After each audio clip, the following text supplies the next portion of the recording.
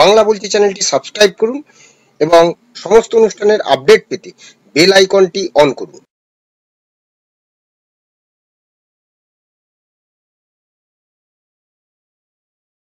নমস্কার, বাংলা বলছি চ্যানেলে আপনাদের স্বাগত।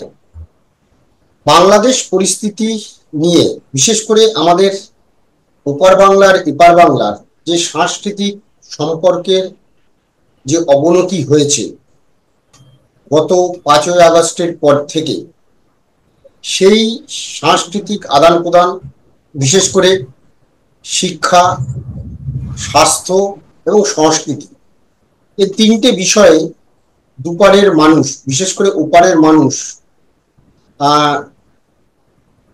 আমাদের যে একটা সম্পর্ক ছিল, সেই সম্পর্কের যে অবনতি, সেই অবনতি আমরা লক্ষ্য করছি। এখন প্রশ্ন যে আগামী দিনে এই সম্পর্ক কি, যে একটা চির ধরেছে, সেই চির কি সম্ভব জোড়া লাগানো? আজকে আমরা এই বিষয়গুলো নিয়ে আলোচনা করব। শিক্ষাবিদ পবিত্র সরকার আজকে আমাদের সঙ্গে আছেন। পবিত্রদা, আপনাকে স্বাগত আমাদের চ্যানেলে। ধন্যবাদ। পবিত্রদা, আপনি আগস্ট মাসে যখন বাংলাদেশে যান, একটা আমন্ত্রণ ছিল আপনার কাছে একটা অনুষ্ঠানে, এবং সেখানে উত্তাল সময়, হঠাৎ করে হাসিনা বিরোধী উত্তাল সময়, রাজাকারদের নিয়ে একটা আর কি, সেনাবাহিনীতে চাকরি, তাদের সন্তান, এইটা নিয়ে আর কি ছাত্র আন্দোলন শুরু হয়েছিল। আপনি সেখানে আটকে পড়েন, তারপর আপনি ফিরে আসেন।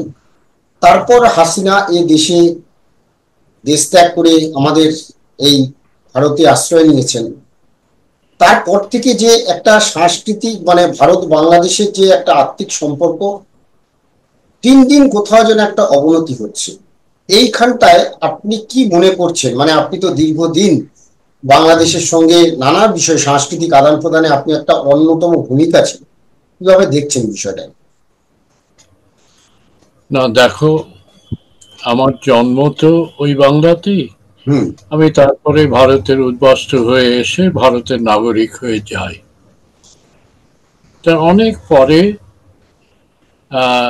প্রাপ্তবয়স্ক হওয়ারও অনেক পরে বলা যায়, বাংলাদেশের সঙ্গে আমার নতুন যোগাযোগ তৈরি হয়। মূলত একাডেমিক যোগাযোগ, বিদ্যায়তনিক যোগাযোগ,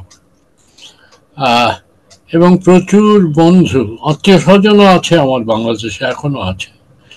প্রচুর বন্ধু তৈরি হয়, শুভানুধ্যায়ী তৈরি হয় তাদেরই আমন্ত্রণে। এমনকি ওখানকার বাংলা একাডেমির সঙ্গে আমি একটা প্রজেক্টও করি। 3 বছর একসঙ্গে গিয়ে ওখানে একটা বাংলা ব্যাকরণ সম্পাদনা করি, বই হয়ে বেরিয়েছে ওখানে। এখন তাছাড়া নানা রকম সাংস্কৃতিক সংগঠনের সঙ্গে আমার যোগাযোগ হয়, উদীচী বা ছায়ানটের সঙ্গে যোগাযোগ হয়, যাই, তাদের সঙ্গে দেখা হয়, তারাও আসতেন। এই সময়টা বাংলাদেশ হওয়ার সময় থেকে এই 5ই আগস্টের আগে পর্যন্ত আমি বলবো, আমি জুলাইয়ে গিয়েছিলাম, যে যোগাযোগগুলো ছিল, একটা তো বৈষয়িক রাজনৈতিক যোগাযোগ ছিলই, অর্থনৈতিক রাজনৈতিক যোগাযোগ ছিলই, সেটা আমি বলবো না, সেটা অন্যরা অনেক বেশি জানেন। কিন্তু সাংস্কৃতিক যোগাযোগের ব্যাপারটা, প্রথমত আমি সংস্কৃতির মধ্যে এটাকেও ধরছি যে স্বাস্থ্য সেবার জন্য বাংলাদেশের মানুষেরা হাজারে হাজারে আসতেন, এখানকার চিকিৎসা নিয়ে ফিরে যেতেন। 2 নম্বর হচ্ছে শিক্ষা ক্ষেত্রে যোগাযোগ। বাংলাদেশ থেকে ছাত্রছাত্রী প্রচুর আসতো, যেমন আমাদের রবীন্দ্র ভারতীতে আসতো, বিশ্বভারতীতে আসতো, এখান থেকে উঁচু ডিগ্রি নিয়ে, কখনো পিএইচডি নিয়ে ফিরে যেত। তাতেই ছিল নানা রকম সেমিনারে যাতায়াত, সেটা একটা যোগাযোগ ছিল। অধ্যাপকেরা আসতেন, আমাদের অধ্যাপকেরা যেতেন। তারপরে ছিল গায়ক গায়িকারা আসবে, চিত্রশিল্পীরা আসবে, ওয়ার্কশপ করতে আসবে। তারপরে নাটকের দল বা নাটকের দলের ব্যক্তিরা, তারা যাবে, নাটক নিয়ে যাবে, আবার বক্তৃতা দিতে যাবে, এবং তারা আসবেন। ওখান থেকে এসছেন নাসিরুদ্দিন ইউসুফ বাচ্চু যেমন এসছেন, রামেন্দ্র মজুমদার যেমন এসছেন। এই একটা নানান খাতে, একটা বিষয় বাংলা, হ্যাঁ, হ্যাঁ, তো এই এই যাতায়াতটা হঠাৎ দেখা গেল যে 5ই আগস্টের পর থেকে বন্ধ হয়ে গেলই প্রায় বলতে হয়। মানে এখন ভিসা টিসাও না, শুনেছি নানা রকম নিয়ম হয়েছে, ভিসা পাওয়া যাচ্ছে না, যাতায়াতটা বন্ধ হয়েছে। সাম্প্রতিক একটা উদাহরণ আমরা দেখলাম, বাংলাদেশ বইমেলা, এই কলকাতা বইমেলাতে বাংলাদেশের যোগ দেওয়া সম্বন্ধে। শুধু তাই না, আমাদের যে কলকাতা ফিল্ম ফেস্টিভ্যাল, যেটা কলকাতা চলচ্চিত্র উৎসব, আন্তর্জাতিক হ্যাঁ চলচ্চিত্র উৎসব, সেখানেও বাংলাদেশ অংশগ্রহণ করেনি। হ্যাঁ হ্যাঁ হ্যাঁ, না এর আগেও যেমন বাংলা প্রচুর ছিল। আমরা সেদিনই দেখলাম শ্যাম বেনেগালের শেখ মুজিবের উপর ছবিটি, এই জুলাইয়েই দেখলাম, গত জুলাইয়েই দেখলাম। কিন্তু কলকাতা ফিল্ম ফেস্টিভ্যালে বাংলাদেশ আসেনি, এটা আমার খেয়ালে ছিল না নিশ্চয়ই। আর এই বইমেলাতে বাংলাদেশ আসতে পারলো না। আমি শুনেছি ভারত সরকারই নাকি নিরুৎসাহ করেছে, কারণ তারা যদি কোনো আক্রমণ হয় তাদের ওপর তার নিরাপত্তার ঝুঁকি নিতে পারবে না, এরকম নাকি তাদের বলা হয়েছে। এটা আমাকে ত্রিদীপ চট্টোপাধ্যায় বললেন, গিল্ডে। আচ্ছা, তো এইটা শুরু হয়েছে, কিন্তু এখন ওদিক থেকেও যে আমন্ত্রণ আসবে এবং এখানকার লোকে যাবে, তার পথটাও বন্ধ হয়ে গেছে। এটা খুবই দুর্ভাগ্যজনক। দুর্ভাগ্যজনক এই অর্থে, আমি লেখাপড়ার ব্যাপারটা বলতে পারি যে ছাত্রছাত্রীরা আসতো এখানে সেটা যদি বন্ধ হয়ে যায়, এবং বাংলাদেশের বইগুলো যদি আমরা না পাই, মানে বিশেষ করে বাংলাদেশ কেন, পূর্ব পাকিস্তানের সময় থেকেই বাংলাদেশের একদল প্রগতিশীল বুদ্ধিজীবী, তারা নানা রকম বই লিখছিলেন, আলোচনার বই যেমন, তেমনি সৃষ্টিশীল সাহিত্য, অসাধারণ সাহিত্য। সেখানকার কবিরা, সেখানকার লেখকেরা, কথা সাহিত্যিক, গল্পকারেরা, ধরা যাক আখতারুজ্জামান ইলিয়াস বা সৈয়দ ওয়ালিউল্লাহ মারা গেছেন অনেকদিন আগে, কিন্তু এই সেলিনা হোসেন, এই হরিশঙ্কর জলদাস, এই সব লেখকদের লেখা এখানে খুবই আগ্রহ সৃষ্টি করেছে, কবিদের লেখা আগ্রহ সৃষ্টি করেছে। এবং এখানকার বিশ্ববিদ্যালয়গুলোতে, অনেকগুলো বিশ্ববিদ্যালয়ে বাংলাদেশের সাহিত্য একটা অতিরিক্ত পাঠ হিসেবে, MA পর্যায়ে অতিরিক্ত স্পেশাল পেপার হিসেবে সেখানে গৃহীত হয়েছে। সেখানে বাংলাদেশের বই যদি না আসে, তাহলে এটা খুব দুর্ভাগ্যের একটা ব্যাপার হবে। যদিও এই মানে তথাকথিত অগাস্ট বিপ্লবের আগেই বাংলাদেশের বেশ কিছু প্রকাশক, তারা কলকাতায় কিন্তু শাখা খুলতে এগিয়ে এসেছিলেন। যেমন কথা প্রকাশ একটি, বিদ্যা প্রকাশ একটি, পাঞ্জেরি একটি, এরা এসেছিলেন। আমি জানি না এদের অবস্থানটা এখন কি হবে, তারা পারবেন শাখা রাখতে, না তাদের প্রত্যাহার করে নিয়ে চলে যেতে বলা হবে, আমি জানি না, এটা জানা দরকার। তো আর বাংলাদেশের বইও কিছু কিছু আসতো, সেগুলো এখন কিভাবে আসবে আমি জানি না। পশ্চিমবঙ্গের বইয়ের, পশ্চিমবঙ্গের চলচ্চিত্রের একটা বাজার ছিল, সেটা কি হবে আমি জানি না। আবার ভারতীয় সিরিয়ালগুলো খুব বাংলাদেশের লোকেরা দেখে, হিন্দি সিরিয়ালগুলো, সেগুলো এখন চলবে কিনা আমি জানি না। অর্থাৎ তারও একটা চাহিদা ছিল এবং বাংলাদেশের মানুষেরা সেগুলো খুব উপভোগ করতেন। আর তারপরে দেখলাম এই যে কয়েকজন ধীবর জেলে, তারা গেলেন, তাদের নাকি মানে মার দেওয়া হয়েছে, আবার সেটা আবার বাংলাদেশ থেকে অস্বীকার করা হলো। বাংলাদেশের যে বিশেষভাবে তাদের আতিথ্যের স্বাদ আমি জানি, তারা ভয়ঙ্কর অতিথি পরায়ণ জাতি, তারা কিভাবে ধীবরদের সঙ্গে ব্যবহার করেছেন সেটা ভাবতে একটু অবাক লাগলো। যাই হোক, ব্যাপারটা যেহেতু এখনো বিতর্কমূলক, আমি তার মধ্যে যাচ্ছি না। কিন্তু এই যে নানান ধরনের যোগাযোগ, সাহিত্যিক যোগাযোগ, সাংস্কৃতিক যোগাযোগ, বিদ্যাগত যোগাযোগ, চিকিৎসার ক্ষেত্রে যোগাযোগ, তারা চিকিৎসা করতে সেগুলোকে বাজার করে যেতেন এখান থেকে, নিউ মার্কেট থেকে জিনিসপত্র, এই যোগাযোগগুলো যদি বন্ধ হয়ে যায়, তাহলে এটা খুবই দুর্ভাগ্যের ব্যাপার হবে দুই দেশের পক্ষেই। এবং আমি মনে করি না যে বাংলাদেশ বা ভারত দুইয়ের পক্ষেই এইটা খুব একটা মানে ইতিবাচক ব্যাপার যে বাংলাদেশের ভারতের সঙ্গে একটা একটা প্রতিযোগিতা বা প্রতিদ্বন্দ্বিতা বা ভারত বিদ্বেষ নিয়ে বাংলাদেশ দীর্ঘদিন মানে বেঁচে থাকবে, এইটা ভাবলে আমার কিরকম লাগে। সত্যি সত্যি তারা ভাবছে যে পাকিস্তান তাদের সাহায্য করতে পারবে, সত্যি সত্যি তারা ভাবছে যে অন্যান্য দেশ এই প্রতিবেশী ভারত বিশেষত মানে পাকিস্তানের সঙ্গে যতই বন্ধুত্ব হোক, কিন্তু বাংলাদেশের যে ভাষা, সেই ভাষা তো বাংলা, আর আমাদের বাংলা।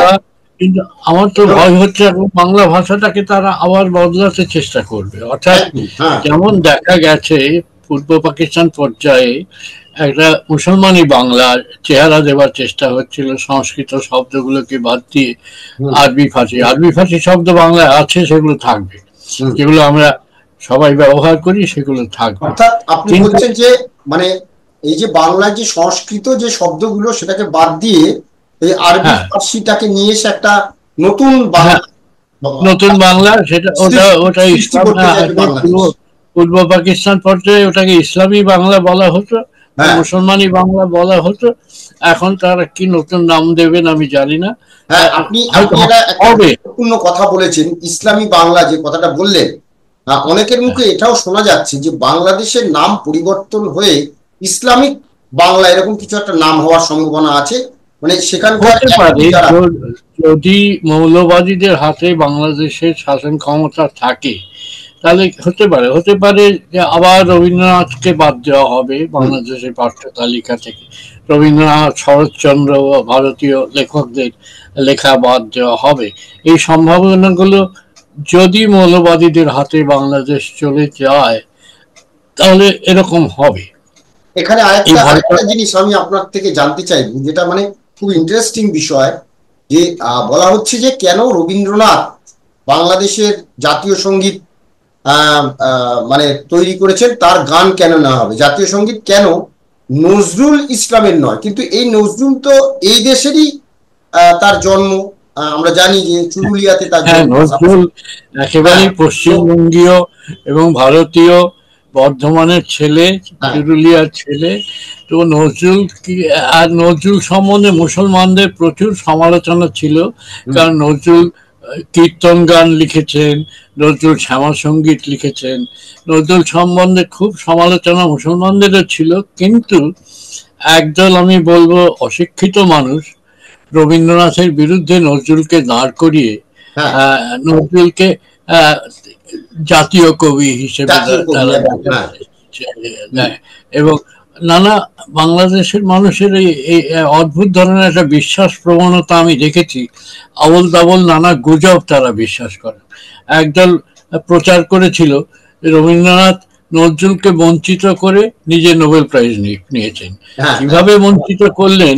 আর নজরুলের তখন বছর 13 বয়স, 13 বছর, 1899 জন্ম, 14 বছর বয়সটা, তখন নজরুল নোবেল প্রাইজ কিভাবে পেতেন এই সমস্ত ব্যাখ্যা কোথাও নেই। মানে অদ্ভুত ধরনের একটা নির্বোধ গুজব ছড়ানো হয় এবং অনেক লোকে সেটা বিশ্বাস করে। যেমন আমি একজন ট্যাক্সি ড্রাইভারের কাছে শুনেছিলাম যে শেখ মুজিব খুলনার অনেক জমি ভারতকে দিয়ে গেছেন, বা বাংলাদেশের অনেক সোনা ভারতকে দিয়ে গেছে। বা আমি যখন ছিলাম এই জুলাই মাসে, আগস্টে না জুলাই মাসে, তখন একটা গুজব শুনছিলাম।